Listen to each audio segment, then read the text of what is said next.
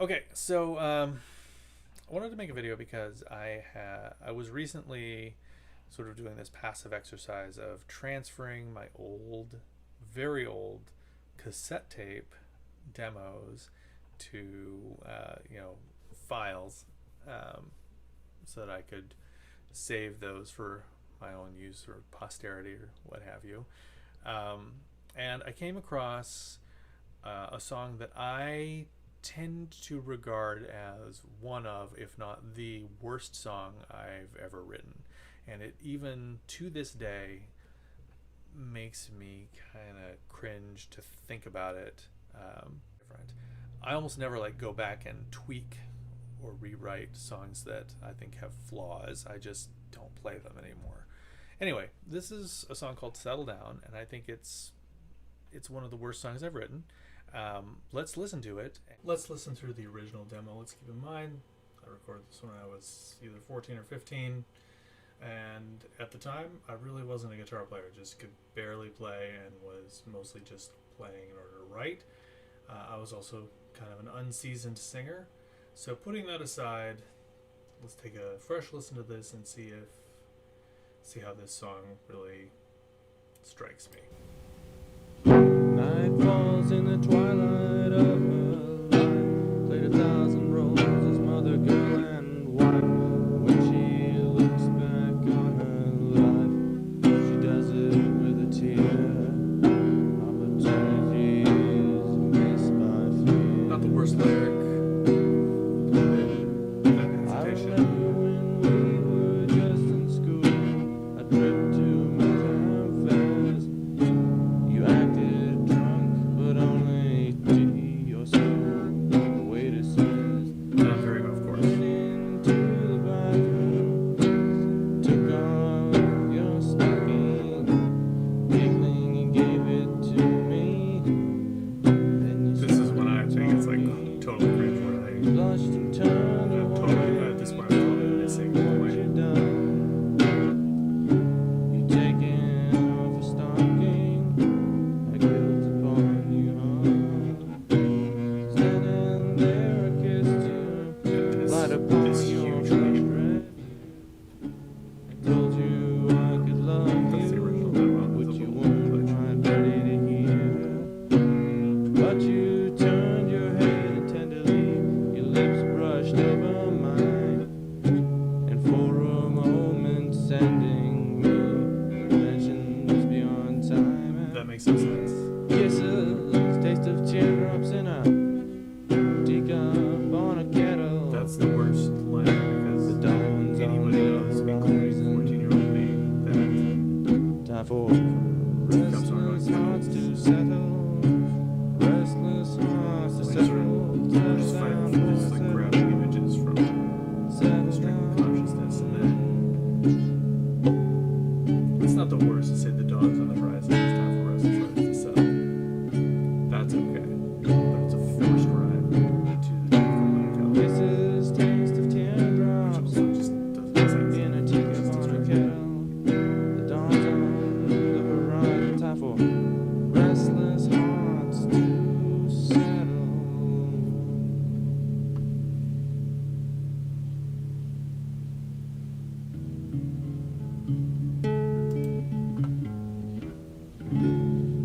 Okay.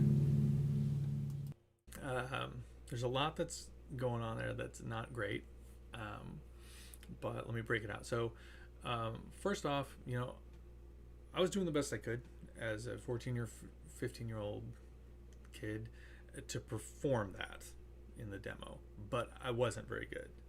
I was a terrible guitar player at the time. I only played just well enough to write. I wasn't really ever a performance player the way that I currently would perform playing guitar. I also was sort of the reluctant singer in the band. I didn't originally picture myself as being the singer, and I was kind of still getting my sea legs for the role of being the singer in a band and trusting my voice and having some chops and having some instincts. Also, as a songwriter at the time, when I did demos, they would be very strictly just a rote demonstration of the song, no real thought to how this thing should be performed. It's just like, this is how it goes. These days, I definitely make a rule or make a habit of, even in a demo, even in a fresh song, fresh take, try to find within the performance of the demo those moments of, the peaks and valleys of what is exciting about the song to me in the moment that I've written it. This is my favorite part. I can't wait to sing this line. This is the best line. There's things you're keen on when you write, and it's good in demos to at least show yourself or show others like this is where I'm probably gonna really put some emphasis or draw your attention. Okay, so putting that aside, the demo's not very good. The music is very simple. It's almost just one set of chord changes. The first verse has one extra chord that never comes back, but otherwise it's just the same chords over and over. That can work. That's what the blues is, the 12-bar blues. I've certainly written that way before. One of my favorite songs almost does that with a really long X-French t-shirt by Shudder to Think is an amazing song that really demonstrates the technique of, if you're gonna just have one set of chord changes, you have to make the phrase somehow evolve with other things. You make the music start to grow or blossom. The intensity needs to pick up. You need to take it somewhere. It needs to evolve somehow. So for me, typically, if I'm going to just do one set of chord changes, it's basically serving myself notice. This is going to be a theme and variations. I'm going to do a statement of a simple melody and then start varying it, twisting it, making it grow, adorning it, and then maybe come back to restate it as a natural closure to the end. So probably what I'll go do is I'll actually do a fresh take on this song. I'll do a fresh performance with the benefit of my 30 plus extra years of experience and polish as a performer. I'll give 15-year-old me the demo his song deserves. So we'll strip away the kind of the amateurish performance and instead see what is still bad. Now I'll tell you, I can already tell what's going to still be bad, which is going to be mostly about, I'm confident that I can do something with this melody and I can do something with these chords to make it actually, it'd probably be kind of nice. I can make this evolve. I can polish it on the fly and I can make this be much better, but still be the same, recognizably the same song. What I can't fix without rewriting would be these lyrics. These lyrics fail in two essential ways. One is more important than the other. The most important thing is that these lyrics totally miss the boat. They totally miss the mark. They're telling the wrong story. This isn't what I ran home to write down.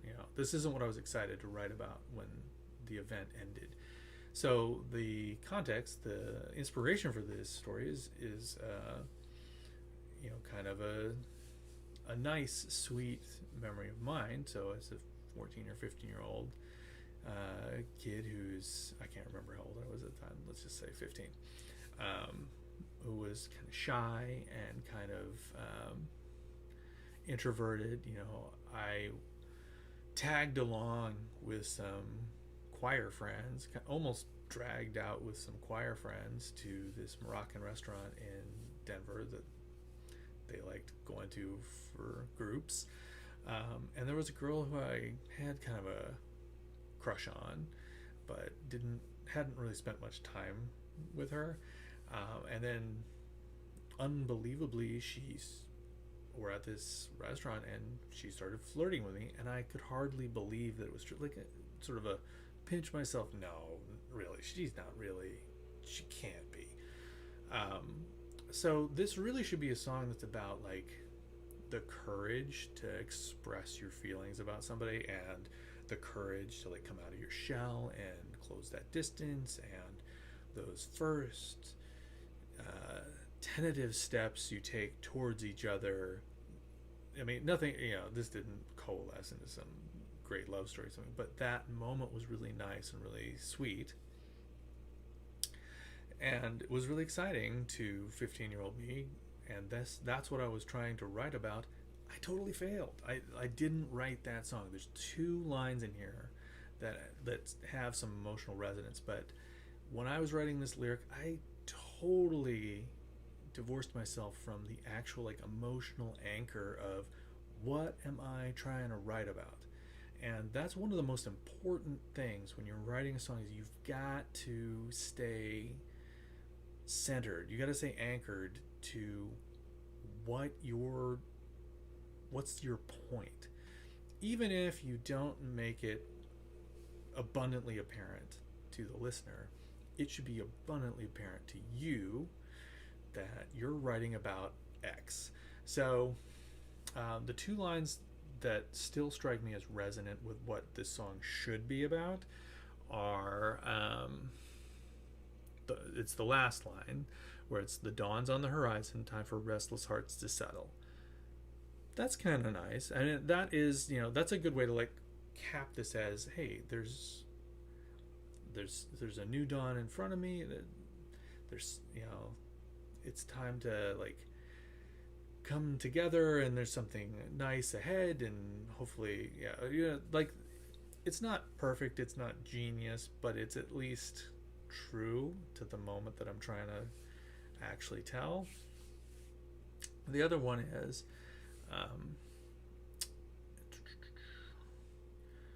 but you turned your head and tenderly your lips brushed over mine.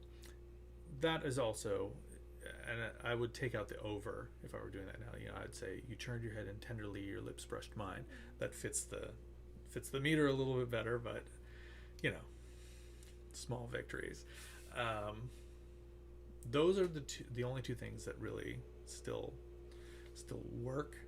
And it's very early on that I get distracted from that anchor. Like, I let go of it and don't ever really reconcile, because I engage in some rhyme grasping, some rhyme chasing, and just sort of settling for some bad rhymes that just fit the puzzle kind of, but don't really fit the emotional puzzle. They just fit the cup. I could rhyme this with that, and that's not good writing. More important than rhyming is, of course, that it's, I can fit this with that, like this leads to that, or this closes that, or this moves that, this builds on that. Okay, so like the first stanza is where it loses it, because it's probably something that I'd written down in a phrase page that had nothing to do with that night, but that I just thought, oh, well, I'll start with this. Saying, night falls in the twilight of her life. She played 1,000 roles as mother, girl, and wife, and when she looks back on her life, she does it with a tear. I'm 15. What do I think of, like John Irving, like writing somebody's life history? No, it's stupid, and it's third person, and it's like, again, not just John Irving, like, I'm not writing Eleanor Rigby, I'm not Paul McCartney, I'm not that genius, and that's not I don't have a plan to make this be a retrospective of some woman's life, or to put myself in her shoes and tell it through her eyes. That's a terrible choice. I should be talking about me and how I feel about this thing that just happened to me earlier this evening. So that terrible choice sinks me already. Like, I'm taking on water right from the drop. The next line makes this just a weaker song, because now I've done this twist into first person, saying, I remember when we were just in school, a trip to Matam Fez. Matam Fez is the name of a Moroccan restaurant in Denver. It may not still be there, but it was at the time. But now I've locked myself into looking for something that rhymes with Fez, and I start rhyme grasping, probably sitting there going, oh, what rhymes with Fez? Fez, Bez, Dez, Hez, Gez, Mez, Nez, Pez, says. I could do says. That's what I could do. And they're really, again. So it's like, says, and then I probably thought of something that I thought was witty, and then got too wed to it. And this brings up the question you should be asking yourself as a writer of, should I kill my babies? There are going to be these little ideas that you're like, ooh, that's tasty, or that's good, that's clever, that's whatever, and it may end up being that it's kind of starting to not fit as the rest of the lyric evolves. Sometimes you got to be willing to like take it away and put something that's more true, a better fit to what you're trying to say. But in this case, I probably thought that this was witty, but it actually totally ruins the tone of the song. It says, "You acted drunk, but only tea, or so the waiter says." I'm now ramping up into this sort of aloof, judgmental, almost mean-spirited take on. It's like it's the totally wrong tone. This now leads into, again, the wrong detail, the wrong thing, chasing a rhyme, stalking, talking. I'm like, okay, stalking. You went into the bathroom and took off your stocking, giggling, you gave it to me, then you started talking. Like, that is even now, like, I know, right there, that was the line where I was like, nah, I'm not going to share that with anybody. I don't want anyone to listen to this song. I don't want to take this to the band. And I never did, because of that line. It's that bad, and I probably couldn't put my finger on it at the time, but this is what's wrong with it, more so than it's kind of a stupid image, or it's what story am I trying to tell even. But what's really wrong with it is it misses the boat, it misses the mark. It's not the story I'm trying to tell. It's not what I wanted to write about, and I just didn't really recognize when writing this song that, hey, I don't think I'm writing the right song right now. That happens actually a lot, and that's something you constantly need to be like using this emotional anchor to, like, as your beacon, as your compass, to, hey, am I still on track? Am I still connected? I wanted to write about this. Do I still want to write about this? Am I actually writing about this, or am I just at this point being clever, or searching for rhymes, or searching for images and things that I think are cool, but are they connected, or does this work? The song's not going to be powerful to you unless you do that, and that's really all you can ever ask for, is to make the song powerful to you. So that's terrible. And then the next part, I say, "It was then and there I kissed you, light upon your flushed red cheek. I told you I could love you, which you weren't quite ready to hear." So not only does that have some rhyme grasping, cheek here, this approximate rhyme, but it also continues this wrong path down the wrong tone. It's even more aloof, even more judgmental, even more as if I'm like they're consoling, and it's just like, this just isn't true in any sense. It doesn't ring true. It's not what's true to me. It's like, this song will never make me feel like there'll never be any catharsis for me, or reminiscence for me, or nostalgia for me to listen to this song myself. I won't have any satisfaction listening to it, because I'll get to that point, I'm like, who am I kidding? If I can't be honest with myself, that's not what's important about this. I'll try to stop saying that, but that's a huge problem with the song, and it's like it's totally sunk by this time. But that's another step down the wrong path. Then I try to recover, but you turned your head, and the line I like, but I end up doing, again, this rhyme grasping,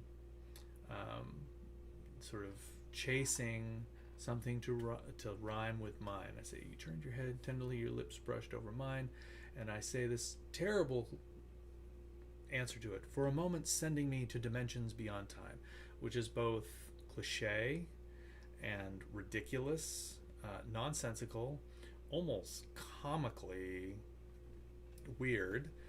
Like, it's like a parody of the Age of Aquarius or something. Like it doesn't mean anything, and it's just I'm taking it because its time rhymes with mine, and should instead be patient enough to do something else. You know, make mine a different word, find a different way to say the first part until the whole thing makes sense. That's really the puzzle you have to solve as a lyricist. Is you have to be patient, you have to be willing to massage and polish and try different solutions and different setups too. Like, it can't always be the setup is locked in, I have to solve that. Sometimes twist this. Then the next part is also terrible, because it sounds like I'm a person who doesn't know how to make a cup of tea. Kisses taste of teardrops in a teacup on a kettle. I know, and I knew then too, that teacups don't go on kettles. I don't know what the heck, why I let that stand. It's nonsensical, distracting. And then, of course, the kisses taste of teardrops thing, again, getting locked into, picturing a fiction in which I'm consoling her instead of the much more exciting truth, which is that she's pulling me out of my shell. She's pulling me. She has the insight, the wherewithal to nudge me in sweet romantic direction by flirting with me. It's just flirting. And then we get into the dawn's on the horizon, time for restless hearts to settle. And then it says just settle down. So, okay, let's go take a look at what it's like to hear this song. It's still gonna have those flaws, but let's take a listen to how good this song as written could be without changing the words. Now, approaching it, there's three things that I'm kind of focused on, keyed on. I haven't really prepared anything, but these are three things that I'm going to try to do a little differently. The original demo is a very flat road. It sort of starts at one volume, starts at one intensity, and kind of stays there for the whole thing. And that, coupled with the fact that structurally this song is just a single set of chord changes over and over, that leads it to feel kind of boring, which I think is part of my overall initial impression of my own song was this is a kind of boring song. So I'm going to try to combat that with kind of a fairly typical approach for me would be when I'm working with a song that's going to have a long segment that's, that sort of fits this bill. It's otherwise kind of unchanging harmonically or melodically. I'm going to start smaller and try to build with dynamics, try to build with rhythmic intensity, and try to build by inserting some melodic variations that I hear on the fly, sort of improvising things that occur to me. So that'll be, like I mentioned, I'll want to kind of focus on doing something a little more interesting rhythmically. It doesn't have to be like fancy and distracting, but just a little more interesting. And then to aid in that, I'm also going to use a couple of easy chord substitutions that I wouldn't really have known at the time to give the harmonic terrain a little more breadth so that my ear has a little more room to explore some jazziness or some dissonance and find something interesting there. Okay, well, let's give it a shot.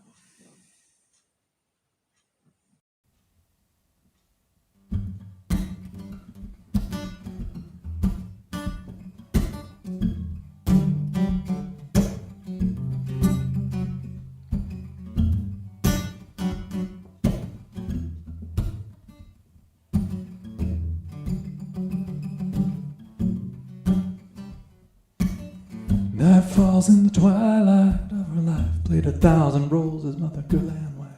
When she looks back on her life, she does it with a tear. Her opportunities erased by fear.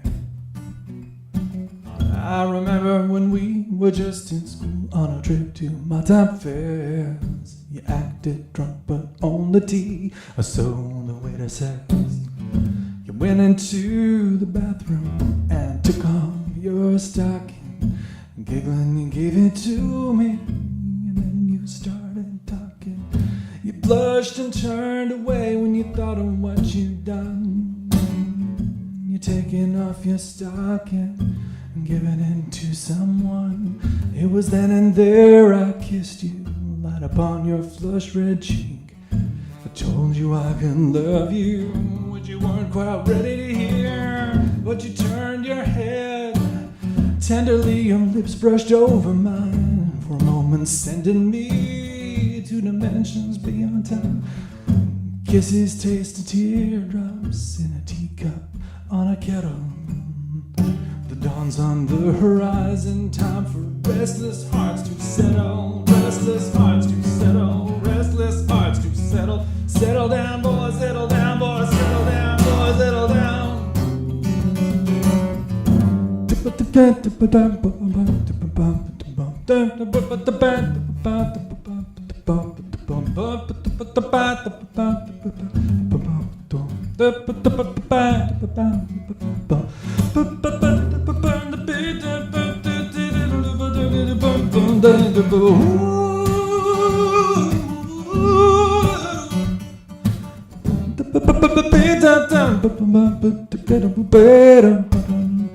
Kisses taste of teardrops in a teacup on a kettle. The dawn's on the horizon, time for restless hearts to settle. Restless hearts, restless hearts. Settle down, boys, settle down, boys, settle down, boys, settle down, boys, settle down,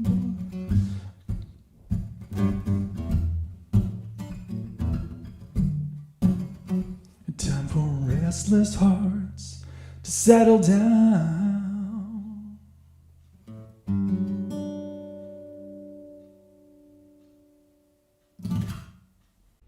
I almost superstitiously never rewrite songs, but when I heard this, when I heard Settle Down, when I was transferring it, when I was jogging that, I thought, I want to take a totally fresh pass at writing a song about that night, about that time.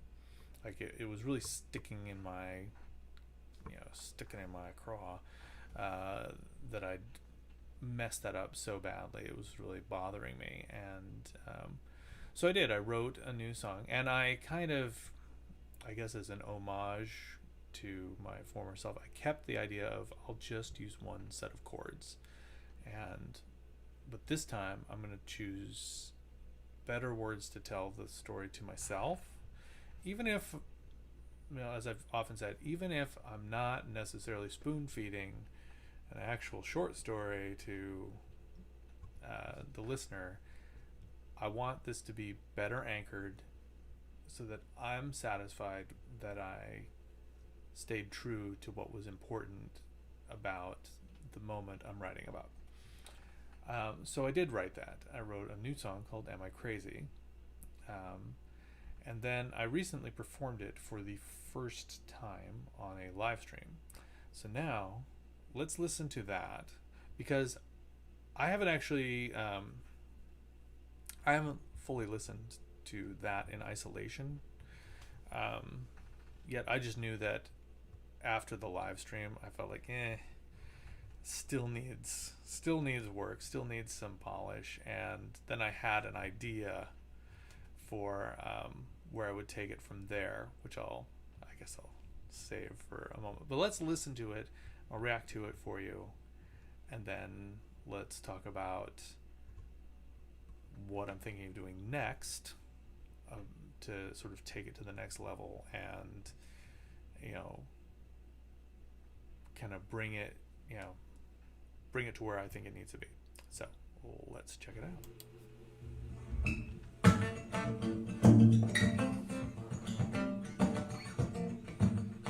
More rhythmic interest for sure.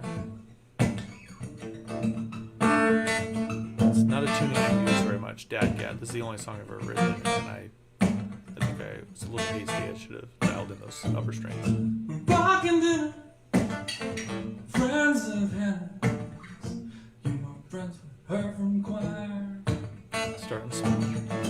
Am I crazy? Are you flirting? No one ever lights my fire.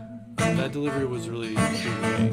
Finger chicken, couscous, raisins, rinse our hands in bowls of rose. Am I crazy? Are you flirting? Only you and Jesus know. Jesus knows. So the first time I did Am I Crazy, Are You Flirting? Like, that's what I mean about like, when you do demos. Nail it. Something emotional. Like, this is gonna be a hook. I'm gonna keep coming back to Am I Crazy, Are You Flirting? Boiling sing in arcs of splendor, scalding beauty from the thrills. Am I crazy? Are you flirting?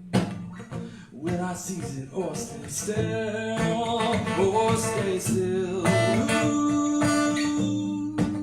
So I feel like this lyric does a lot better job of like staying grounded to what I mentioned, that this song should be about me wondering if it's safe to come out of my shell.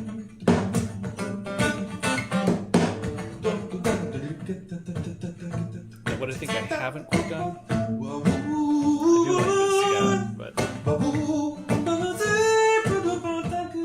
do like this feel. I guess I like it a little better than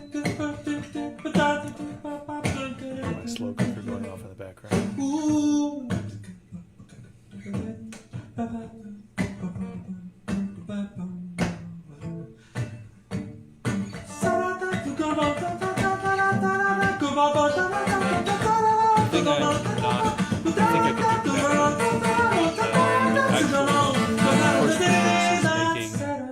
So I think I made finger chicken, couscous raisins the second verse, so a little almond biscuit, a hint in sweetness together in the cold outside. Am I crazy? Hesitating. I ask you, do I go right?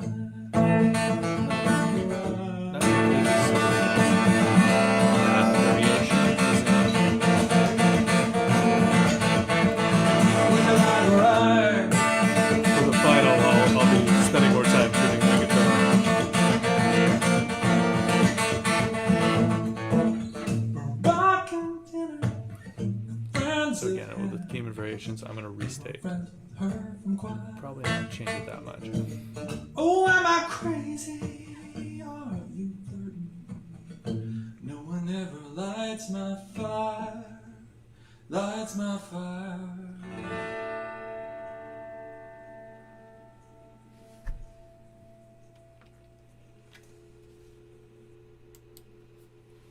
Okay, so it was okay.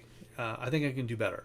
I think that it's a subtle thing, but in the second verse, finger chicken, couscous raisins, I think I go a little too big. I would probably do something more like that, like really kind of soaring with the melody.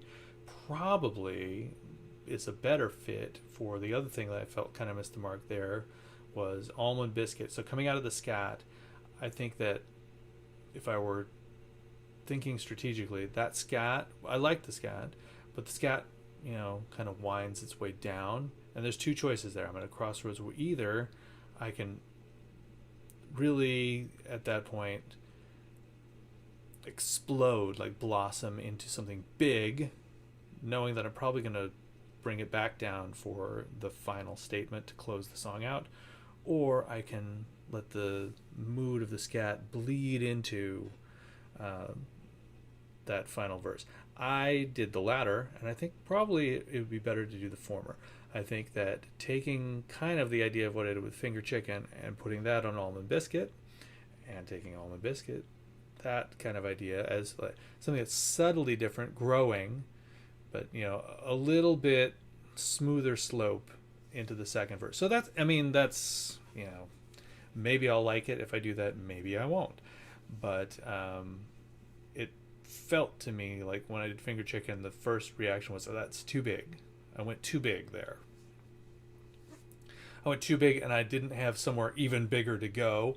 And so I like hit this peak and then kind of plateaued. What I want is, it's fine to go big, but then I need to go even bigger at some point. Need to like make this thing really grow, especially given that it's a single set of changes kind of song. So let's take a look at what I plan to do next with this and talk about kind of the direction I plan to go with it. Okay, so my idea is basically, it struck me that, hey, the way that's written, I actually could convert that from 4 to 7.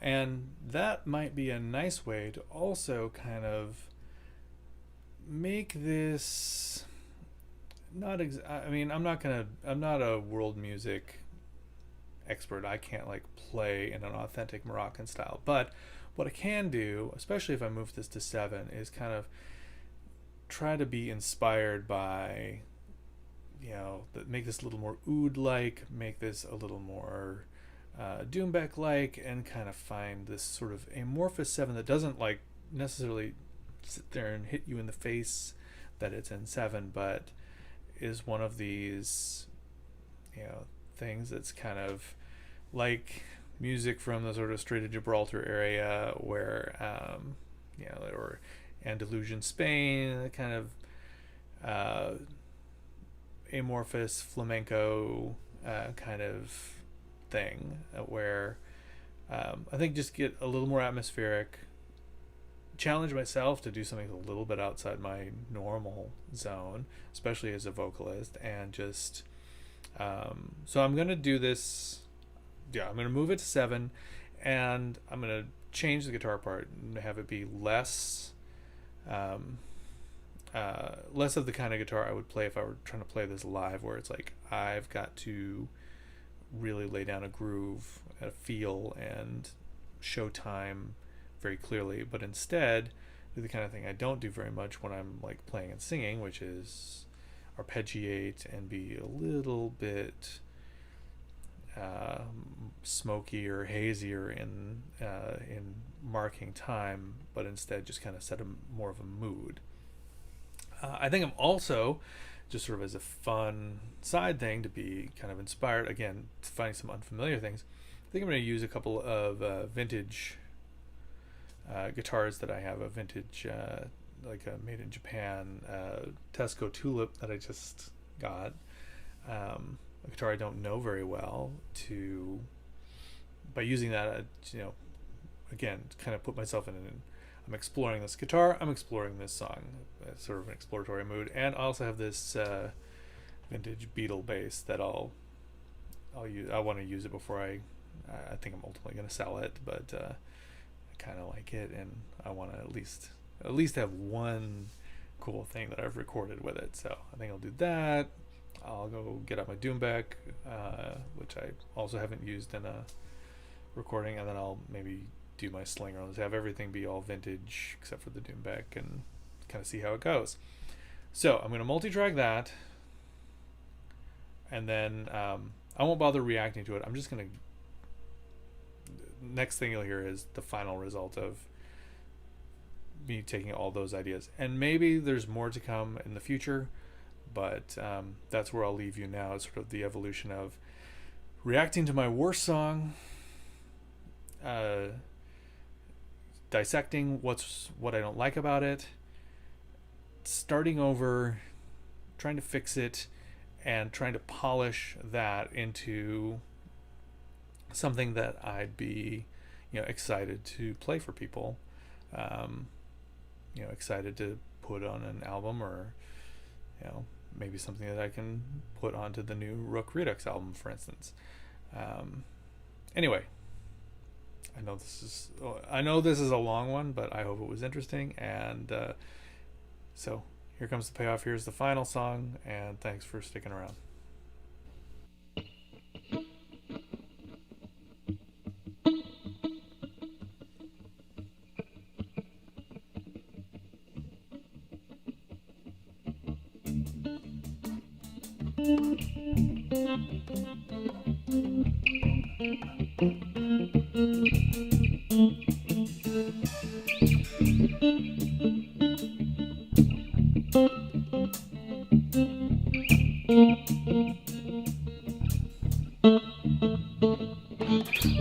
Rockin' dinner, friends of Hannah, who were friends with her choir. Am I crazy? Are you dirty? No one knows what lights Finger chicken, cosiderations. Rinse our hands in bowls of rules. Am I crazy? Are you flirting? Only you, Jesus knows. Jesus knows.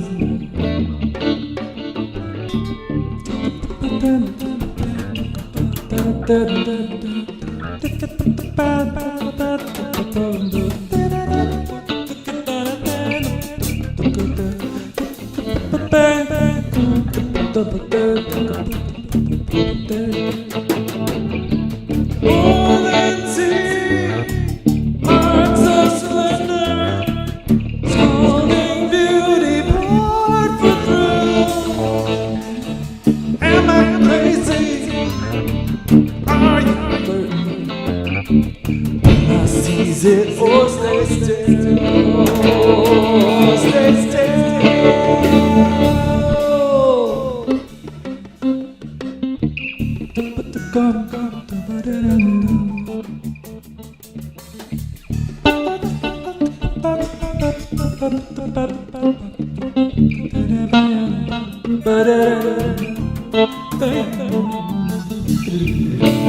All my biscuits hinted sweetness together in the cold outside.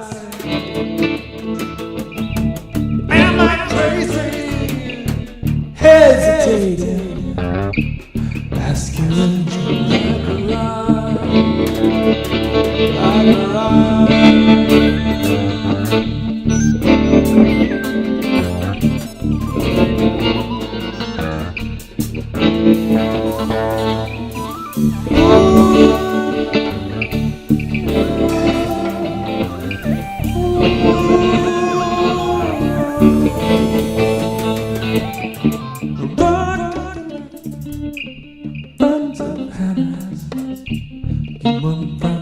her choir. Am I crazy? Oh, dirty. No one ever lights my fire, lights my fire.